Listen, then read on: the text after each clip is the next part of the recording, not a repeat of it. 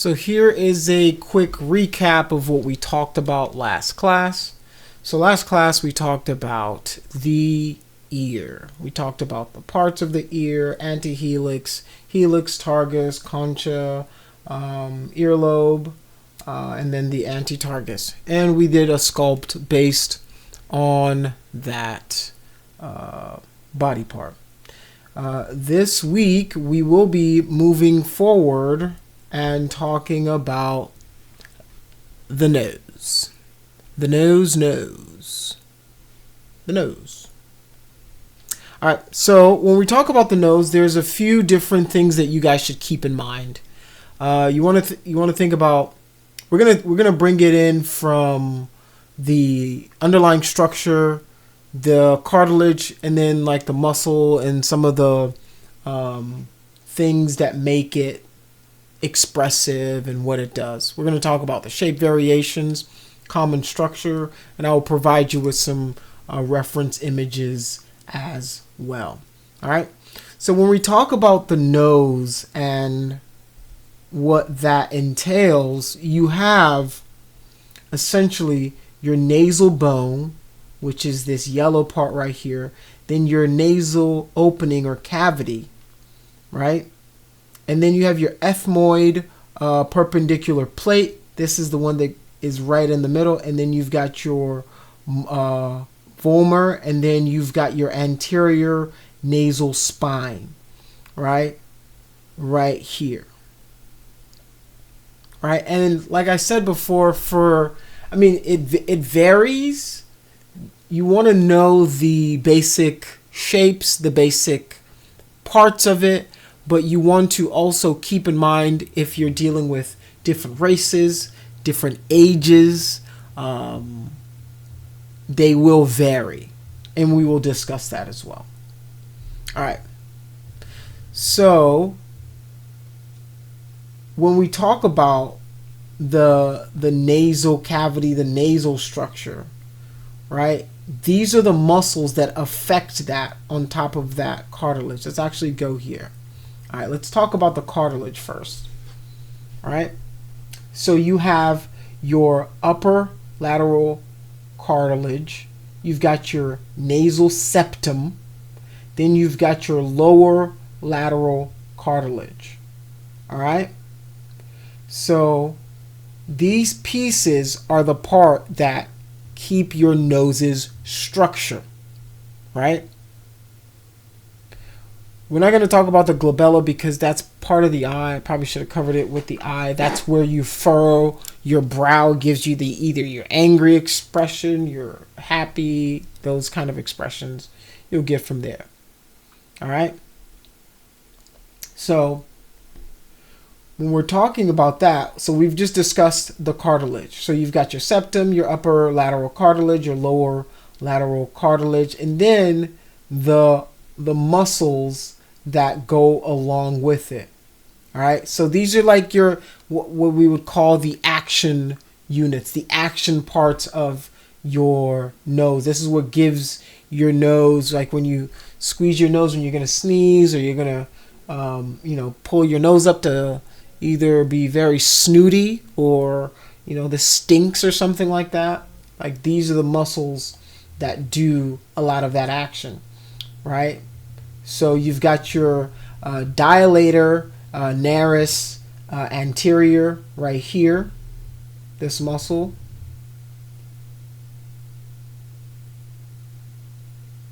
So you've got your nalis, which is the alar portion, the outside portion. And then you've got your depressor septi nasi. So this draws the alar or the nares downwards, right? It draws that cartilage downward. So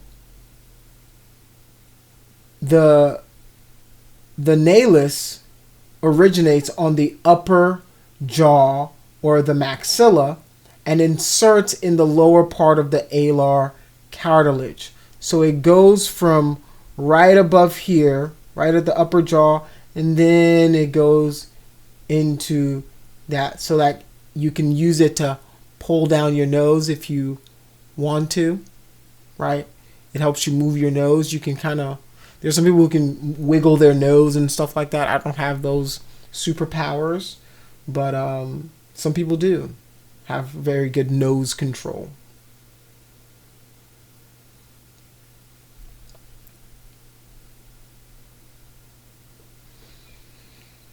All right, so like we said before, to just cover it again, right? You've got your nasal bone, you've got your septal cartilage, your lateral septal cartilage, your alar. Then, you've got your bridge of your nose, and then the alar cartilage is covering, or we can call that like the tip of the nose. All right. And what a lot of people don't realize is there is a split. Like when your nostril, it doesn't go into like one giant nose cavity, right? There's a split down the middle. All right. So you've got your superior turbinate, your middle turbinate, and then your inferior turbinate, and these are your sinus cavities. All right. So you've got this is your sinus cavity right over here. This is where all the mucus will be coming from and draining from in your nose. All right. So when we talk about some of these bony landmarks in our nose, all right, we've got our nasal bone, the nasal aperture, and this just says how wide that interior cavity is, right? And depending on our race, gender, age, it can be different, right? So if you're looking at a European, it's about medium round.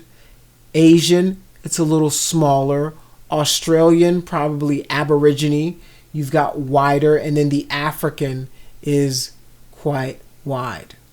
So a lot of these things change depending on race, ethnicity, what part of the world you're from, your gender. So female and male do change quite as well. And then babies versus adults versus teenagers, right? Like our bone goes through a lot of changes. And a lot of people don't know that babies have more bones than adults do, right? Some of the bones eventually fuse together, right? Or they lose some of them, right? So like these are things about us that make us who we are, right? Depending on where we're from, where we're, what age we currently are, and the older you get, you might even experience bone loss the older you get, right? And then this is a profile of that. So like female, the female nose versus the male nose, the East Asian, European, you can look at the profile, right? You can see how that that nasal cavity, the depth, right? You can look at how much it changes depending on the race, all right? And how some of that affects the jaw, the way the jaw pulls up, the upper part of the jaw, the lower part of the jaw.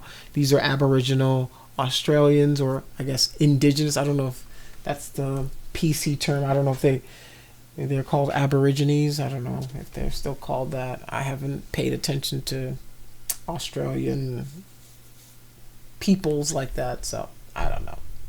All right, so when we're talking about that, we're talking about the muscles and the parts of it. You do have these malar fat pads, right, that are right under your zygomatic arch, right? So these are the fat pads that are right. You can feel a little bit if you feel your cheek, depending on how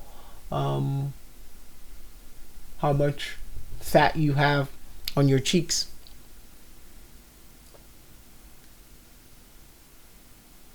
And then here's a render of the different pieces, right? The tip of the nose,